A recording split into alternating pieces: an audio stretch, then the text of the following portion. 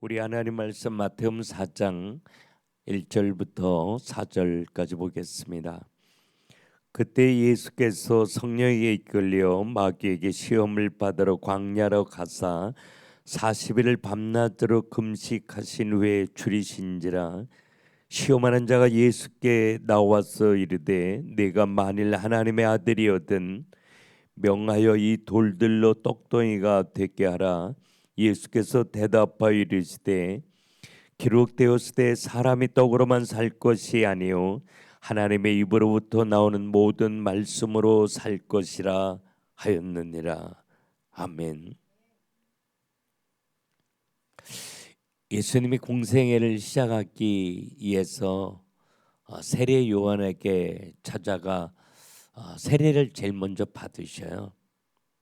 그분은 세례 받을 이유가 없는 죄 없으신 하나님에도 불구하고 세례를 받는 이유는 온 인류의 죄를 내가 대신 짊어지고 그 죄 문제를 해결한다라고 하는 의미, 그리고 모든 사람들이 정말 제사함 받은 하나님의 자녀란 표시가 필요하다라고 하는 걸 가르쳐 주기 위해서 세례 요한에게 세례를 받으시죠. 그 세례를 받고 났을 때 하늘이 열려요. 그리고 성령이 비둘기같이 임합니다. 그리고 하늘에서 이는 내 사랑하는 자요 내 기뻐하는 자라. 굉장히 놀라운 일이죠. 하늘이 열리고 하나님의 소리가 들리고 말이에요. 근데 이런 모든 것들을 이제 다 경험하고 모든 사람이 목격하고 바로 그때에 알아온 거다. 바로 그때에 저분이 하나님이야 라고 하는 것 확인되었을 그때에 오늘 1절에 보면 그때에 이제 성령에 이끌려 시험을 받게 됐다라고 이렇게 이야기합니다. 마귀는 자기 졸개 귀신들과 함께 우리 삶 속에 공존하고 역사하죠.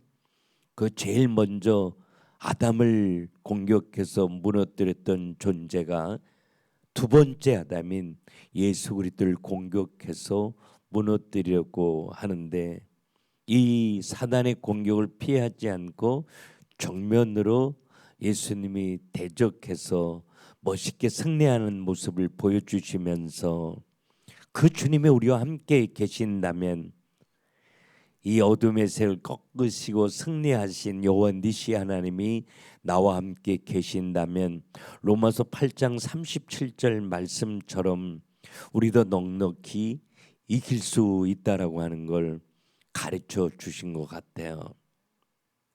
우리는 믿음이 연약하고 기도하지 않고 무너져 있을 때 마귀의 공격을 많이 받는다 생각하지만 이 어둠의 세력은 하나님이 새 일을 행하시기를 원할 때 집중적인 공격이 있었어요.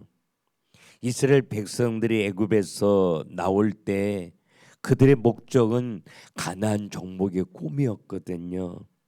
이 꿈을 가지고 새롭게 출발할 때 하나님이 이 영적 전쟁이 있을 걸 아시고 이스라엘 백성들에게 여호와의 군대가 나왔다. 여호와의 군대라고 하는 건 이 영적 전쟁에서 멋있게 승리해야 될 십자가 군병이야. 그런 말이죠. 요셉이 하나님 주신 꿈을 가지고 하나님을 기대하자마자 요셉은 심각한 시험을 당했거든요. 다윗도 마찬가지였죠.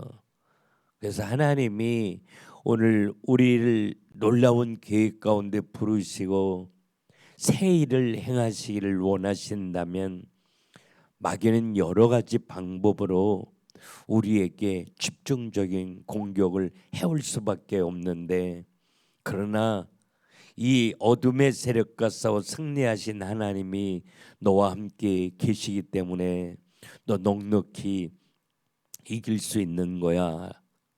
요한일서 4장 4절에 보면 네 안에 계신 이가 세상에 있는 이보다 크거든 이렇게 이야기해요. 그래서 우리는 내 안에 이 어둠의 세를 꺾으신 왕 되신 예수 그리스도가 함께 계시고 예수의 이름으로 영적 전쟁하려고만 해도 우리 넉넉히 이길 수 있는 줄로 믿고 승리의 확신을 가지고 우리가 영적 전쟁하는 게 필요하다라고 하는 거죠. 근데 사단은 이제 여러 가지 방법으로 우리에게 공격해 오지만 아브라함은 이 여러 가지 공격 앞에 멋있게 이기거든요. 근데 한 가지 굉장히 무기력하게 실패한 이유가 예수님을 첫 번째 공격했던 의식주에 대한 문제를 가지고 공격할 때 무너져요. 너 40일 동안 굶었잖아. 배고프잖아. 이 돌로 떡 만들어 봐. 너 할 수 있잖아. 이런 시험이요. 아브라함도 여러 가지 정말 멋있게 이기거든요. 뭐 전쟁에서 승리하지, 모든 거 양보하지. 정말 멋있는 믿음의 사람이었음에도 불구하고 먹고 사는 문제가 해결되지 않았을 때 한 번에 거꾸로 지잖아요. 애굽으로 내려가 아내를 누이 동생을 속이고요. 오늘 우리에게도 여러 가지 영적 공격이 있지만 먹고 사는 문제가 해결되지 않을 때 우리는 불신앙과 불순종으로 무너질 수밖에 없다라고 하는 것입니다. 그래서 하나님이 우리에게 늘 그러시죠. 들에 피는 백합화를 봐, 공중에 나는 새를 봐. 내가 다 먹이고 입히잖아. 근데 하물며 너일까 보냐. 너의 먹고 사는 의식주 내가 다 알아. 뭐 필요한지 내가 다 책임져 줄 거야. 성경은 이렇게 말함에도 불구하고 의식주에 대한 문제를 막기가 굉장히 어려워요. 그래서 의식주 문제가 해결되지 않을 것 같은 생각이 있으면 11조 안 하잖아요. 하나님도 이해가시. 이게 영적 전쟁에서 실패하는 거죠. 그리고 의식주가 맡겨지지 않으면 굉장히 인색한 사람으로 바뀌어지게 되는 거죠. 그래서 정말 내 의식주 전체가 하나님의 손 안에 맡겨지기를 하나님이 원하신다라고 하는 것입니다. 그래서 오늘 예수님이 그렇게 이기시죠. 신명기 8장의 말씀 가지고 이기시는데 사람이 떡으로만 사는 거 아니야. 하나님의 입에서 나오는 말씀으로 사는 거야. 그래서 하나님의 백성은 하나님의 말씀으로 내 영혼이 배부르게 되고 내 영혼이 잘 되면 하나님이 내 인생 전체를 책임져 주시는 거죠. 우리가 잘 아는 것처럼 엘리야에게 하나님은 의식주 문제를 해결하기 위해서 까마귀를 동원하기도 하시잖아요. 정말 마지막 떡 한 조각 만들어서 먹어야 되는 사르밧 과부의 마음을 움직여서 엘리야를 먹이셨던 하나님이잖아요. 정말 쉽지 않아요. 어린 아들이 배고파 울고 있는데 그걸 내 아들에게 안 주고 주의 종에게 줘요. 쉽지 않아요. 근데 하나님이 엘리야를 사르밧에 보내면서 내가 한 사람을 준비해 놨어. 그 사람이 너에게 먹을 거 줄 거야. 근데 그게 사르밧 과부였거든요. 다른 사람의 마음은 움직여서 빵을 줄 수 있어도 사르밧 과부의 마음을 움직여서 빵을 주는 건 가장 어려운 거예요.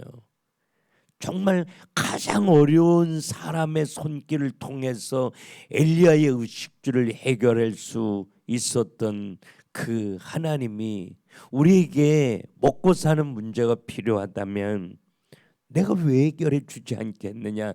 이걸 이제 성경을 통해서 하나님은 계속 우리에게 확인시켜 주시죠. 70인 전도하러 나간 사람들에게도 예수님은 그러잖아요. 너희들이 밖에 나가서 전도할 때 먹고 사는 문제 걱정하지 마. 아무것도 가져가지 마. 내가 다 할게. 그리고 정말 다 해주시잖아요. 의식주를 하나님의 손안에 맡기고 전도로 간 사람들의 결론은 귀신들도 우리에게 항복하더이다. 맡기니까 영적 전쟁에서 멋있게 이길 수 있었다라고 하는 거죠. 이 새벽에 우리 하나님 바라보고 기도하면서 내가 먹고 사는 문제, 그리고 내가 가장 사랑하는 내 자녀 문제, 하나님의 손안에 맡기고 감사로 하나님의 일하심을 기대하면서 기도할 수 있도록 하나님 나에게 믿음을 더하여 주옵소서. 오늘 예수님처럼 이 말씀을 붙잡고 멋있게 승리하는 삶을 살게 하옵소서. 그렇게 소원하며 기도하는 여러분 될 수 있기를 바랍니다. 기도합시다. 하나 여러 가지 어렵고 힘든 환경 가운데 있지만 우리의 미래를, 우리의 자녀를, 우리의 의식주를 하나님의 손안에 맡기고 감사로 기도하기를 원합니다. 하나님의 손안에 내 모든 것 맡기고 이 복음을 위하여 기도하며 헌신하며 살기를 소원합니다. 우리에게 믿음을 더하여 주시옵시고 이런 문제를 통해서 어둠의 세력이 우리를 공격할 때 감사로 예수의 이름으로 넉넉히 이기는 하나님의 자녀들이 다 되게 하여 주시옵소서. 우리의 가는 길을 하나님이 아시오니 한 걸음 한 걸음 하나님이 인도하시고 우리의 필요를 채우시고 우리 삶 가운데 능력으로 역사하여 주시옵소서. 우리의 모든 것 하나님의 손에 맡기었고 예수님의 이름으로 기도 올리옵나이다. 아멘. 이 시간에 우리 다 같이 눈을 감고 기도하겠습니다. 기도할 때 내 사랑하는 자녀를 하나님의 손안에 내어 맡기고 하나님이 양육하여 주실 줄로 믿고 기도로 양육하게 하옵소서. 믿음으로 양육하게 하옵소서. 자녀를 노엽게 하지 아니하고 그리스도 예수의 마음으로 품고 양육하게 해달라고. 나의 의식주를 하나님의 손안에 내어 맡기면 하나님이 책임져 주실 줄로 믿고 감사로 기도하며 주의 얼굴 바라보며 살게 해달라고. 여러 가지 영적 공격 우리에게 있을지라도 이 복음 가지고 멋있게 승리하며 살게 해달라고 우리 다 같이 묵상하며 기도하겠습니다.